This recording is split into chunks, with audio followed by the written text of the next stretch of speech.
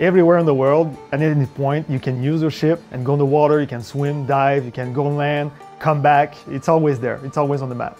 The game is called Odyssey, and of course we're modeling ourselves on the voyage of Odysseus, and you're exploring the Aegean Sea.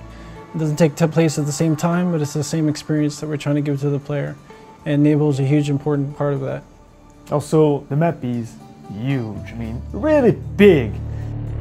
The sea needs to be seamless because this time it's open everywhere around you.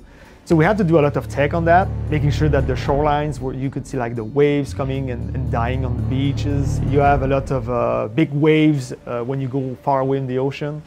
We also make sure that you see all those kind of fishes and stuff like that you can see from your ship and when you're swimming. The naval combat in Odyssey is something more fast-paced, more close range. It's more intense than ever. The fact that we have people shooting javelins and arrows make us put the ship closer together so you can see the action. What we discovered in the end was that mobility was a key factor of making a fun experience for the player. So in fact, the boat has a very high acceleration. You're able to turn really fast, you're able to move really fast. You may see a boat about to ram you, and then like within a couple seconds you can sort of dodge out of the way because of the mobility of the ship. Some ships were shooting fire ammunition to burn the other ship. The most important tactic was the ramming and the cleavings. Yeah, and of course cleaving a ship is advantageous to the player because it's going to give him more life, more resources. So you're always looking for that opportunity to cleave a ship, not only for the spectacular nature of it, but also as a gameplay, it benefits the player. During those times, the ship was able to board and kill the remaining crew. And after that, loot the treasure on the ship because there's a bunch of chests. The bigger the ship is, the bigger the rewards are. So every time you sunk a ship, in fact, there's like chests that are being released in the ocean. You can dive and try to hunt them. It's pretty interesting. And if you go too far in the water, you might encounter some sharks also, so it's pretty hard to kill. There's definitely going to be some unique ships on the water, some unique challenges. When you first encounter these ships, if you're a low level, you're going to learn to run away quickly. As you get stronger, your ship is going to get stronger. But beyond that, there's upgrades that you're going to need to apply to your ship. So upgrading the arrows, the javelins, how much ramming damage it can do, how many lieutenants you can have on the ship, how strong the hull is, if you can shoot fire with your arrows or javelins. So there's a lot of upgrades to the ship that will make it more powerful. Well, mercenaries will come after you on sea, and it's a cool moment because they have awesome looking ships, they have unique figureheads, unique masts. When the player gets into combat with these guys, you could also board them.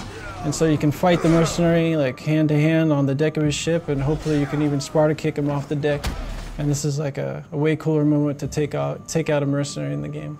They can also customize the ship how they want in terms of who they want to recruit and the perks they will want to have on the ship, so to create a synergy between upgrades and perks to build the way they want to play. You can recruit lieutenants from people in the world, be they individual weak archer, or if you want to find the best mercenary in the world, you can go knock that person out, pay them, convince them to join your crew. I want you to be with me when I do. They can be coming from missions, or you can also choose to find ones that have like good perks. They're going to give you more weapons, they're going to give you better armors, they're going to give also like crazy perks on your ship, like boosting speed and having more stamina. So they're changing almost every kind of part of your boat, in fact. So every one of them is very different. And then when you buy a certain ability, you can call them into combat for you and either create a distraction or you can go join them in the fight. Courageously, their destiny. So the sea shanties, we have a couple at the beginning of the game that are available, and the more you progress in the game, you will unlock some sea shanties that will be about your Odyssey.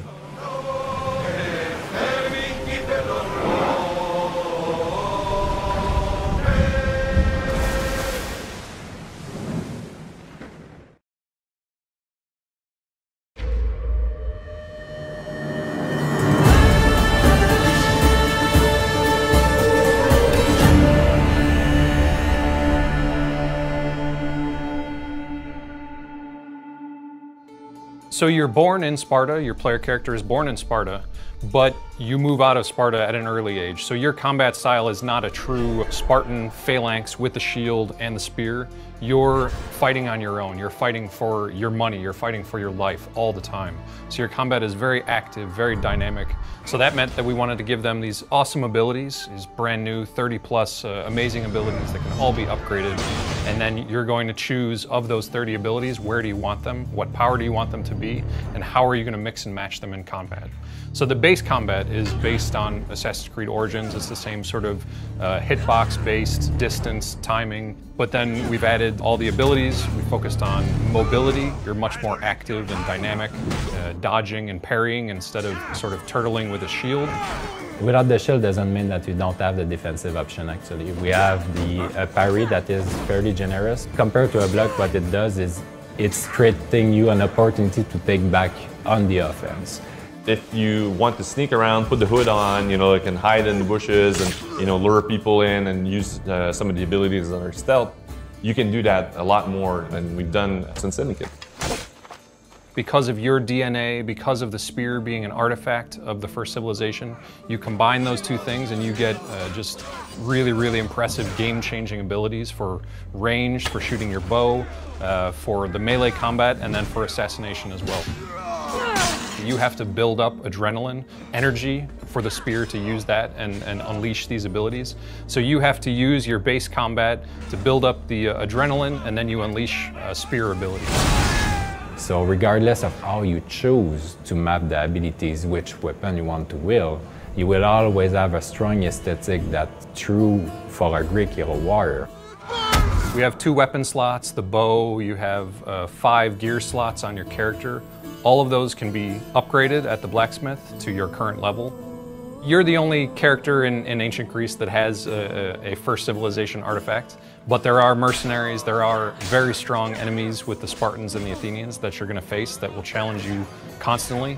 And with the RPG progression, you're going to be facing against enemies that have a higher level than you. It's really going to be up to you how you play.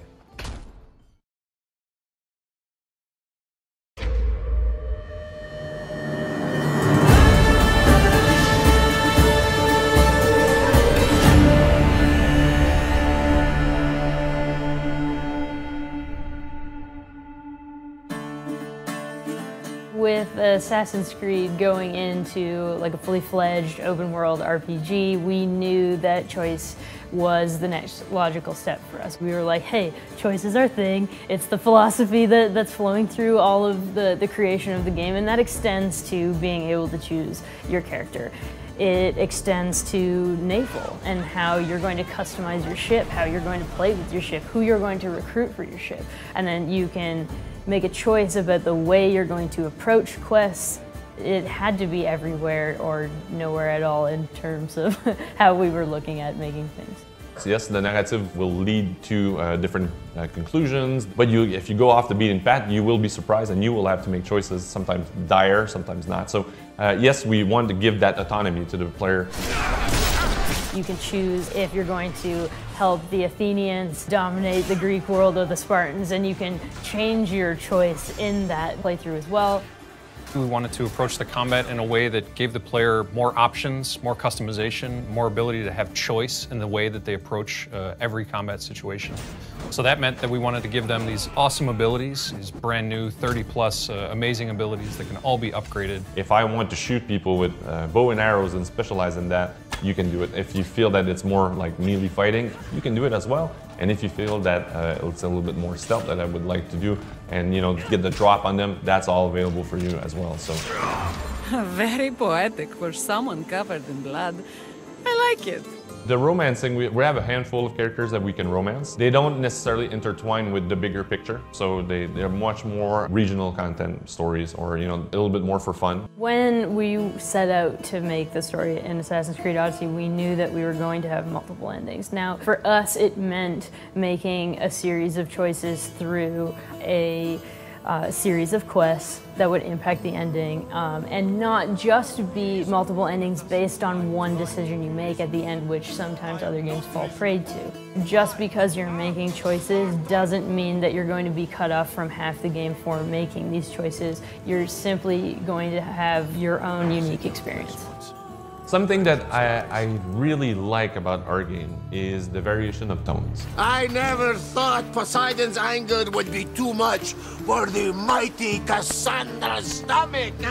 You know, you can be a little bit more of a traditional compassionate hero, but you can also call people on their bullshit in the game. Somebody's coming to you with a much more down-to-earth, easy, quest like somebody stole my vase or something. So your character can say, dude, who do I look like? Like somebody's gonna get, vases, like I'm destroying armies, Well, when the player feels that he can say that, we try to put that in the word of the character as a choice as well. So, dude, the fuck I look like, so that you can get that a little bit more in the game. You can't do it every time, but, how do I feel about saying something here?